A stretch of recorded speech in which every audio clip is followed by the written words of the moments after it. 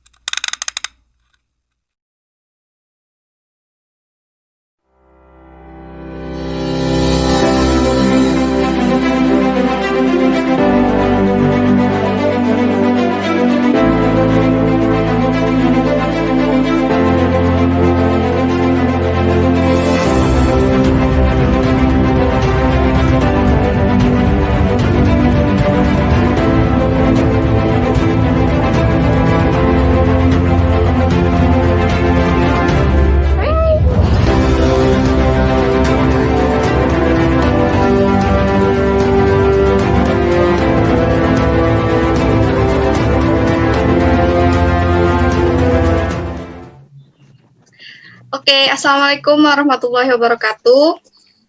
Halo, selamat siang Pet Lovers. Selamat datang di MVT Podcast Online. Sekarang bertemu lagi bersama saya, Retno Hestintias, dan teman saya, Chandra Setiastuti. Halo. Ya. Oke, kali ini kita bergabung dengan dokter hewan kita, Dokter Hewan Warih Nugroho.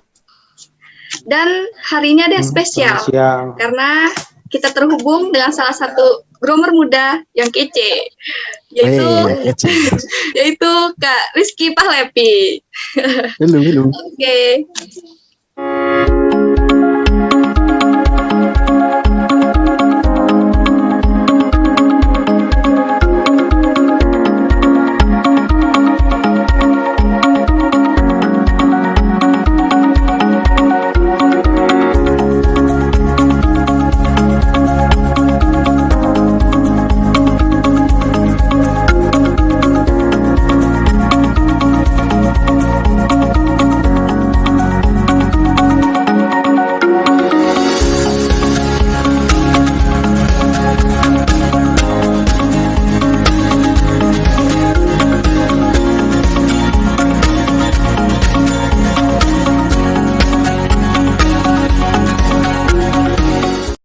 Sehat ya semuanya? Alhamdulillah. Oke. Hari ini kita akan berbincang-bincang mengenai grooming pada hewan kesayangan, terutama pada kucing ya. Oke, sebelum bahas lebih lanjut, boleh dong groomer muda kita cerita dikit lah pengalaman tentang grooming. Pengalaman ya? Pengalaman kerja awal sampai akhir atau gimana ya? Ya, cerita dikit lah, cerita singkat. Kalau pengalaman awal jadi groomer sih saya tahun berapa ya? 2016. Itu lulus SMK. Terus dulunya tuh pengen kerja jadi inseminator gitu. Tapi karena berhubung nggak bisa, akhirnya ditawarin sama salah satu dokter hewan di Pati toh, gabung di pet shop. Jadi groomer gitu. 2 bulan berjalan terus nyoba buka sendiri toh di rumah sampai 1 tahun sekitar gitu. Akhirnya pengen ngembangin ilmu gitu biar lebih bagus ke Solo 1 tahun. Solo 1 tahun di situ belajar sama namanya Angon Meong Solo. Nama usahanya. Ya. Terus habis dari situ nyoba cari modal sendiri di Kudus itu di Floa Pet Shop namanya 1 tahun juga sambil ya 2 tahun itu sambil ikut-ikut cat show gitu buat nambahin skill buat cari nama juga toh pertama. Terus habis dari Kudus berjalan 10 bulan ini udah buka di rumah sendiri. Terus nanti akhir tahun juga ada grooming lesson saya sendiri yang mentor. Itu di Parepare di Sulawesi Selatan nanti. Mantap, mantap, mantap. Oke, mungkin pet lovers banyak yang nggak tahu nih, grooming itu apa sih? Nah, boleh dong diberitahu grooming itu apa sih, Kak, gitu. Kalau grooming menurut saya pribadi nih ya, dia itu proses merawat, proses memerindah, terus apa ya, mempercantik buat jangka waktu pendek sama jangka waktu lama gitu. Jadi grooming itu enak dilihat gitu. Bukan asal grooming aja. Grooming itu dia itu buat merawat bulu. Bukan karena bulunya jelek terus jadi bagus gitu, enggak. Jadi ada prosesnya. Ketika grooming itu semakin hari semakin buruk, itu namanya bukan grooming. Jadi ketika kucing itu datang, kucingnya keadaannya bulunya kasar, gimana? Nah, seorang groomer tuh gimana caranya biar bulunya itu jadi bagus, gitu. Biar lebih sehat. Tentunya owner juga berikut peran juga, bukan groomingnya bukan groomernya doang yang ikut peran gitu. Iya, iya. Loh, terus nih manfaat grooming sendiri itu apa gitu? Kan banyak nih di luar sana yang kucingnya masih belum di grooming kayak gitu, karena ya nggak usah juga nggak apa-apa, hewan doang nggak dimandiin juga nggak apa-apa kayak gitu kan. Kadang ada orang berpikir kayak gitu ya. Nanti kan udah tak bahasnya. Itu pertama menyehatkan, dua apakah kondisi bulu itu baik atau tidak, umpamanya ada kutunya atau jamurnya, terus apakah bulu itu kering atau udah sehat, apakah bulu itu kayak warna putih itu stand namanya stand, itu paling susah dihilangin, itu juga dilihatin. Nah, cuman ada beberapa kasus emang kucingnya bersih, jarang di grooming. Itu sebetulnya kalau saya pribadi sih masih kurang terlalu nggak terlalu baik gitu. Kan grooming itu sekaligus mengecek apakah ada problem di bulunya atau kulitnya kan.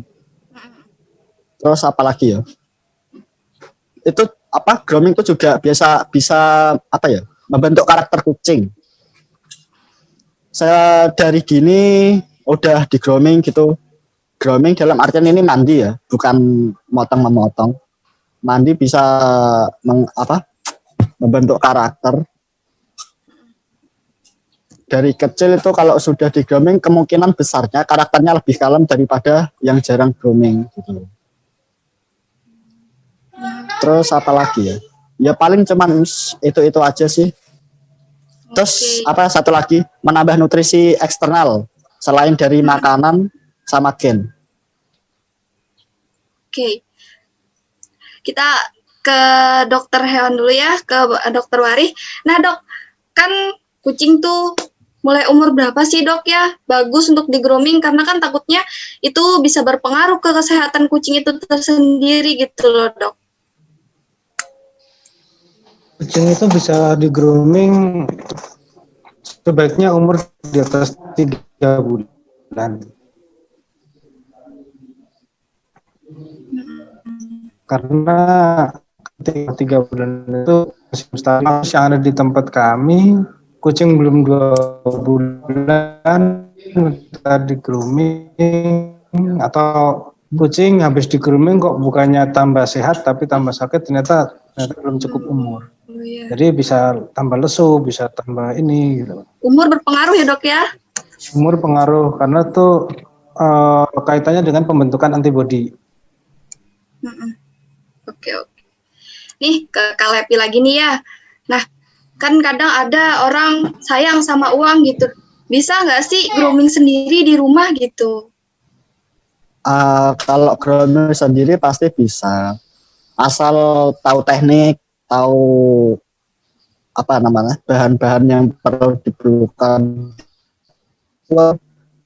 Mungkin bayar bisa, terus sisi penting tahu cara mandikan dulu sih. Ketika kayak grooming lesson gitu bisa. Alat-alat apa gitu yang bisa dipakai kayak gitu kan biasanya grooming, apa ada alat khusus kayak gitu? Kalau alat yang paling penting kan buat potong kuku itu. Terus Hmm. potong kuku itu bisa pakai yang pet atau potong kuku manusia tuh bisa. Oh, iya. Terus sisir ada modelnya macam-macam. Nah untuk saya pribadi, nah untuk harian ya saya nggak ada contoh ya. Yang lurus gitu, bukan yang dua sisi. Iya, iya. Ini macam-macam sisirnya ini. Ini kalau buat di body ini bisa Hmm. ada dua sisi tuh. Yang pertama yang dipakai yang ini dulu, yang renggang, terus yang rapat. Ini namanya comb body. Kalau ini namanya slicker. Ini buat bulu mati. Jadi makainya kayak gini diangkat ke atas. Jadi jangan gini. Kalau gini nggak boleh. Harus arah gini, muter. Nggak boleh nyamping. Ini namanya pin brush. Ini buat nyembangin bulu aja kayak gini. Jadi nggak usah sampai badannya nggak usah. Cuman bulu sisi luarnya aja yang diangkat. Oke. Satu lagi yang agak rapat tapi kecil toh, namanya face comb. Jalan kayak ini bisa juga kalau tangannya basah terus itu tangannya dikasih dulu sama bedak gitu, nggak masalah. Cuman jangan terlalu sering kalau dikasih ke kucing, bisa timbul jamuran. Terus handuk, ibu, udah paling itu aja sih, sama sampo. Kalau sampo itu ada 3 step. Jadi diffuser, sampo, sama kondi. Itu step diffuser sendiri ngilangin minyak gitu. Sampo itu buat nutrisi. Jadi bisa diaplikasi macam sampo mau dipakai. Terus conditioner. Kalau step-stepnya paling itu aja. Terus apa aja nih yang dilakukan selama grooming? Kadang kan pemilik nih pengen tahu apa aja sih yang dilakukan sama groomer saat menggrooming kucingnya. Tata urutannya yang baik itu apa? Oh, kalau urutan yang baik, yang pertama pasti potong kuku dulu, biar gak dicakar-cakar toh. Terus bersihin telinga, rapiin alis ini, kan ada alis ini, itu dirapiin dulu. Terus sama alis ini diratain. Kalau udah bisa nggak apa-apa, kalau belum mending nggak usah. Terus rapiin telapak kaki yang kadang bulu-bulunya panjang itu. Terus kalau itu udah semua ya. Bersihin mata kalau bloboan. Terus bloboan itu bahasa Indonesianya apa ya? Ya bahasa Indonesia bloboan kayak Apa ya? kotoran mata Apa? mungkin ya. Mata. Ya kayak itulah. Iya, iya. Terus habis itu langsung step mandi. Step mandi kan pertama tadi pakai digis itu. Terus dibilas pakai sampo. Ingin pakai blower kok kering pakai blower di kanebo. Tapi usahakan pakai kanebo tuh jangan digosok-gosok. Jadi cuman ditempel-tempel aja kanebonya. Kalau untuk bulu panjang, Kusut mungkin ya. ya kusut bundet, bahasa Jawanya bundet, gimbal, nah itu bisa jadi gimbal. Oke. Udah setelah itu blower sampai kering. Nah urutan blower mungkin dari belakang telinga dulu ke dahi ke ekor. Nah, urutannya gitu. Terus sisir tadi pakai comb body itu yang renggang dulu toh sampai total semua udah apa namanya, bulu matinya udah keangkat semua, ganti yang agak rapat. Terus setelah itu rapiin kepala, di sisa-sisa bulu mati di slicker tadi, udah gitu aja sih paling. Oh ya, sama tadi sesudah potong kuku bersihin telinga, muka tadi disisir dulu buat ngangkat bulu mati yang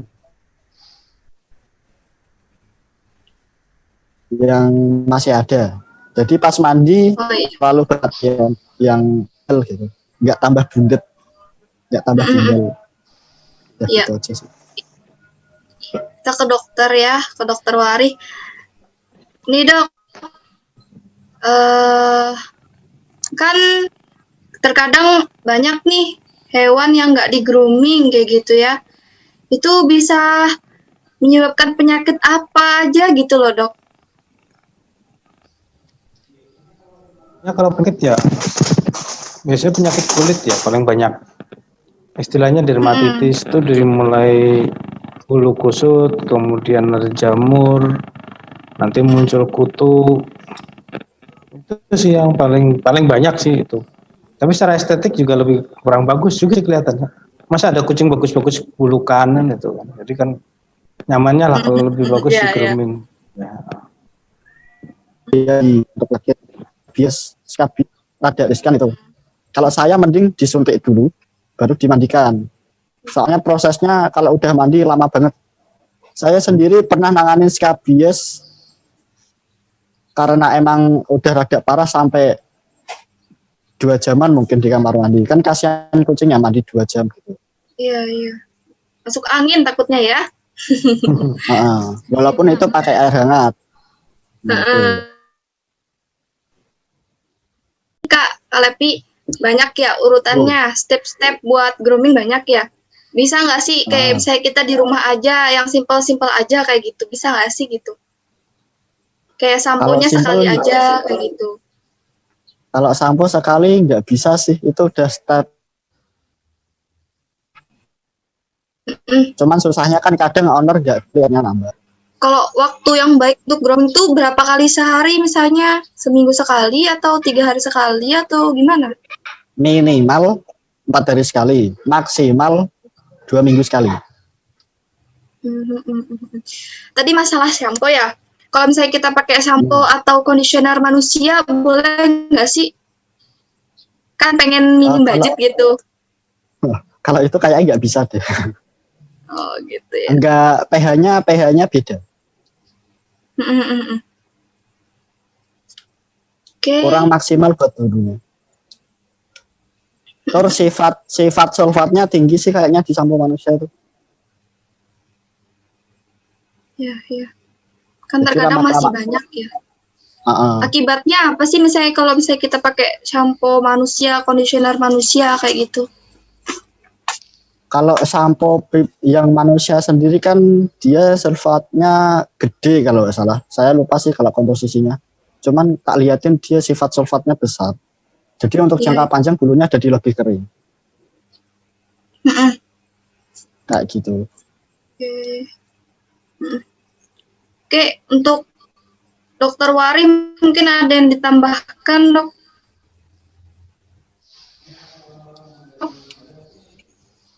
Masih terhubung, Dok? Kalau dari saya sih, iya masih terhubung ya, Iya, oke, Dok. Jaringan saya agak stabil. Masih. Stabil jaringannya. Oke, saran saya sih sebaiknya kalau grooming itu teratur ya Mas ya. Jadi kalau memang mau mandikan kucing ya mandikan kucing teratur. Kalau mau 4 hari sekali, 4 hari sekali aja. Kalau mau seminggu sekali. Kalau 2 minggu sekali, 2 minggu sekali gitu.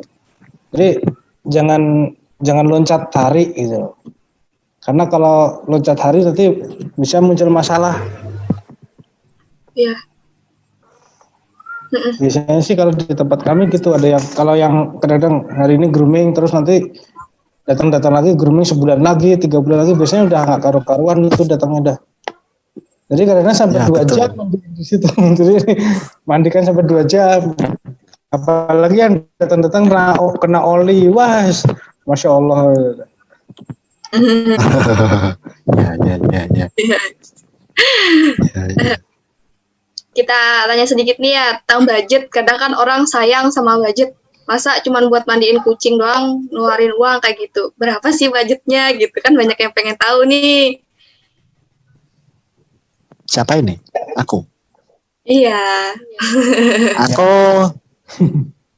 kalau grooming harian paling 70.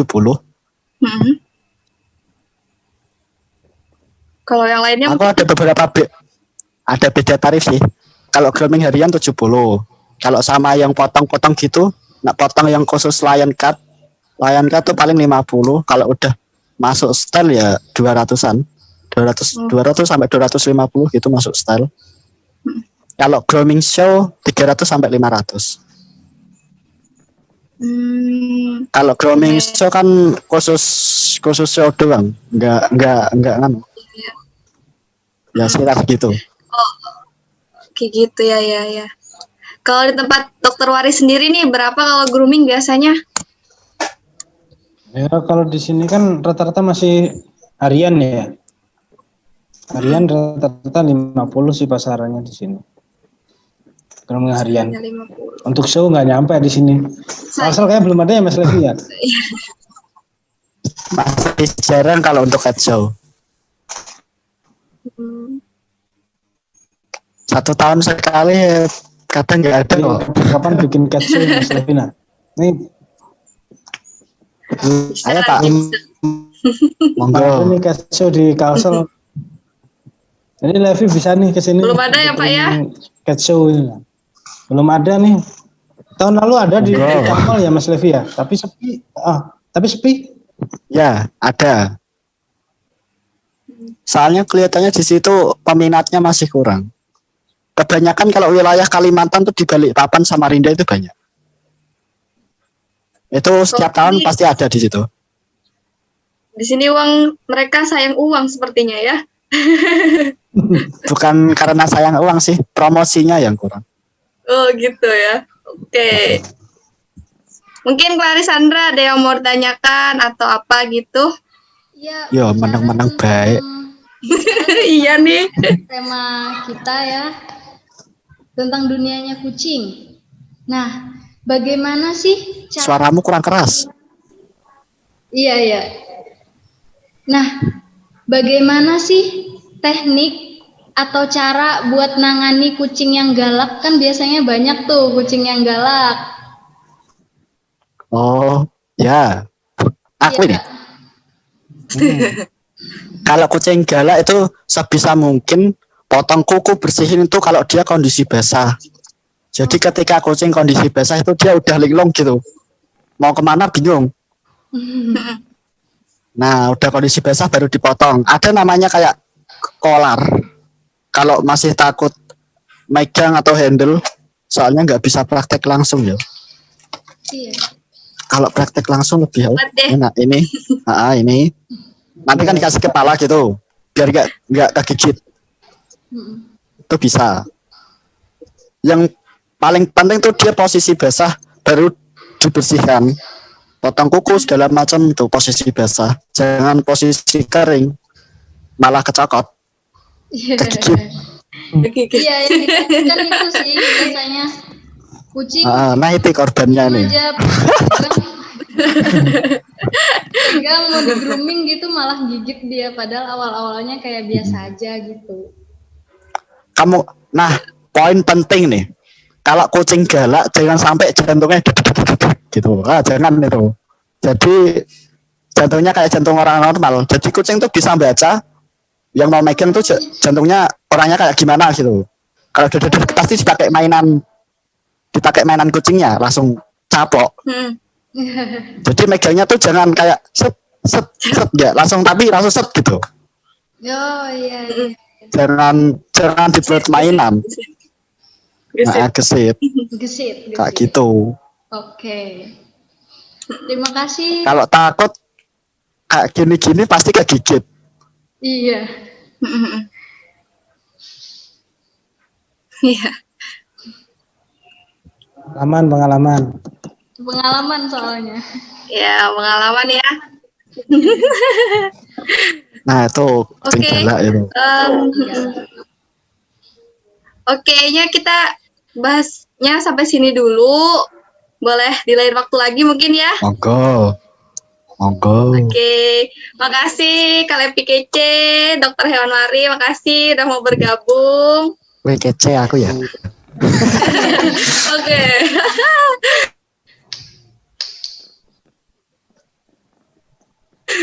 Oke, pet lovers, itu tadi. Wassalamualaikum warahmatullahi wabarakatuh.